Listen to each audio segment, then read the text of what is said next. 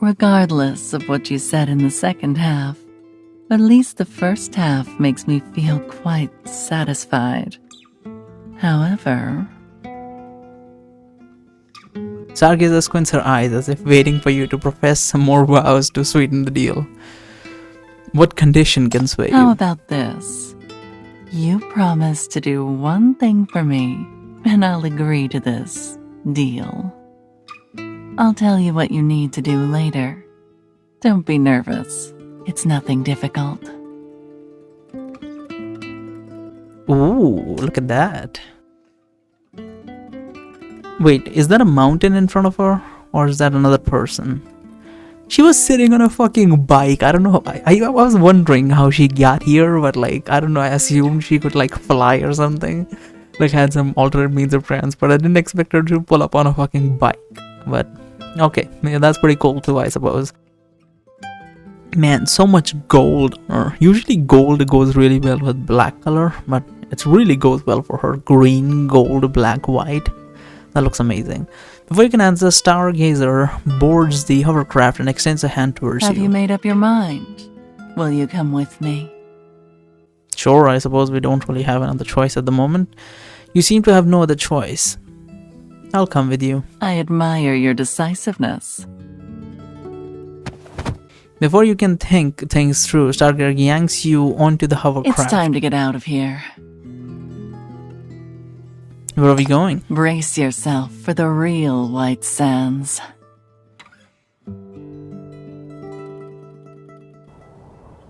After some violent turbulence, the hovercraft begins using air currents as its course to weave through the gaps of sandstorm. After some violent turbulence, the hovercraft begins using air currents as its course to weave through the gaps of sandstorms? It's a hovercraft, not a bike, I suppose. You never thought that one could navigate through a sandstorm without a hypercube force field exposed to the sands. You instinctively worry about your well-being. Don't be afraid. The desert approves of you.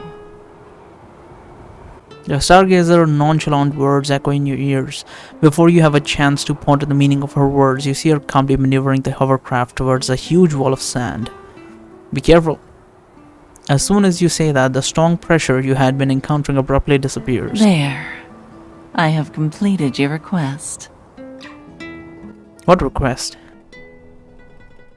You sit in the back of the hovercraft, floating gently across the white sands. The sandy winds around you gradually weaken, and the harsh whistling sound fades from your ears.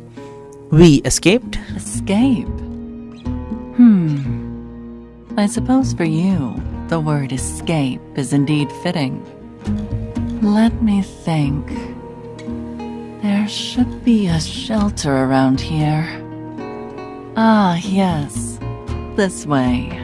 Stargazer raises her finger, casually pointing to the distance. You squint your eyes, spotting a small black dot resembling a building in the distance. However, when you get closer, you encounter some unwanted guest sandworms. The tide of ashes has receded, but spurred by its after effects, sandworms are still in a state of frenzy. They frantically thrash against the shelter's hypercube force, trying to attack all the life forms they can sense. I had wanted to take you to the shelter to sort things out, but now...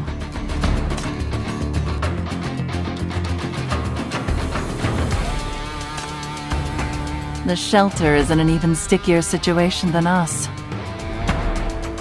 Head to the shelter. You've suffered from the sandworms before, yet you still have the courage to face them again. You've got guts. There are innocent people in the shelter. I can't just sit back and do nothing. And with you around, the sandworm shouldn't be too much of a problem. But right now, there are only two of us. It's a bit hard to deal with frenzied sandworms while also trying to protect the shelter at the same time. The best solution in this situation is to lure them away from the shelter without any direct conflict. Right now, their attention is entirely on the living beings inside the shelter. How do we... I have a way to lure them away, but they need to calm down first. It looks like they'll be in a frenzied state for quite some time. Cracks have already formed on the shelter's force field. If no action is taken, it will only be a matter of time before the sandworms break through. We can't wait any longer. I'll find a way to calm them down, or at least distract them from the shelter. You hop off the hovercraft and runs towards the shelter. Since the power of the ash crystal is related to the power of mania, could the power of your shackles have some effects on the sandworms? You grit your teeth and decide to give it a try. That is pretty fucking cool. That we are actually just, doing this. Well, I'll see you guys in a bit. Let me just clear this out. Easy victory. These will start to get a little harder, I feel like. The red light in your palm dissipates and the sandworms in front of you stop their attack. They back away little by little as if afraid of something. The Stargazer pilots the hovercrafts over and looks at you for a long time. Good job. Worthy of admiration. Stargazer waves her hand and thin rays of twinkling light descend from midair. The sandworms who had frozen in the tracks notice these light rays and begin chasing them away from the shelter. The sandworms depart into the distance, whipping up a breeze. You smell a strange fragrance. What did you use? It's a special spice that the sandworms love. The sandworms can be lured away this easily? Little one, WhiteSands and all its creatures have never sought to take anyone's life. The humans are the ones who ignore the pre-existing rules of WhiteSands and presume to establish their own order. Two things. One, she refers to people as humans, so it feels like she is not a human. And second, she refers to her character as Little One, which suggests that she is much older. And our character is fairly old too.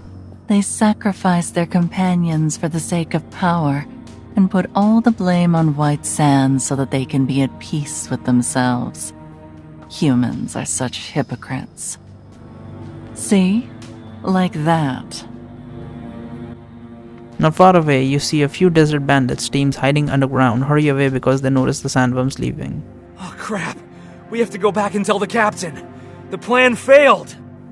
Why didn't we use the, shackles before? Did we not get the idea?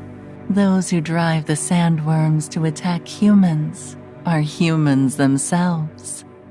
Don't you find it absurd?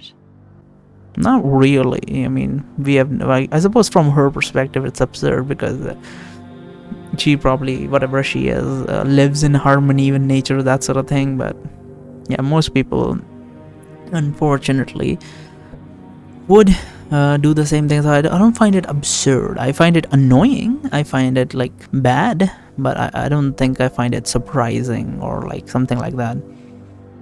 Respond to Stargazer. Yes, such people do exist among humans, but aside from them, the rest will not sit idly by and let this happen. Stargazer smiles and shakes her head. She leans on her boat without refusing your words. It's time for us to go to the shelter. My Ferrari needs a good rest and refueling. You immediately tail behind Stargazer, accidentally hear her murmur something. Unfortunately, her words are inaudible on the wind. What did she say? No. What? And that was FAC 106. Oh, this event is not that big. The route is 38% complete. We've only done a little bit, I suppose. Alright. FAC 106. Heresy. Shall you embrace the truth or live as a human in the world of lies? That's the question awaiting your answer. Come grab a drink with me when it's done.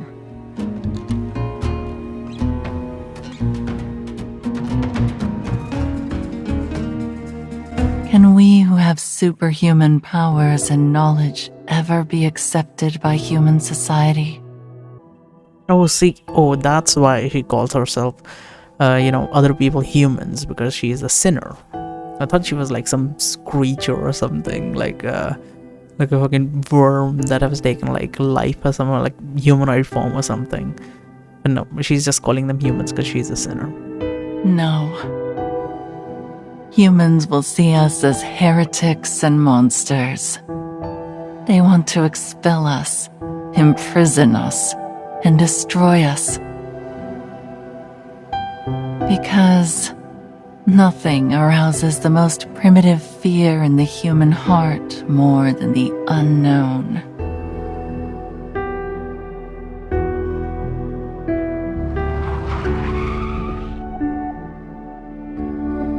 Little one, we're here.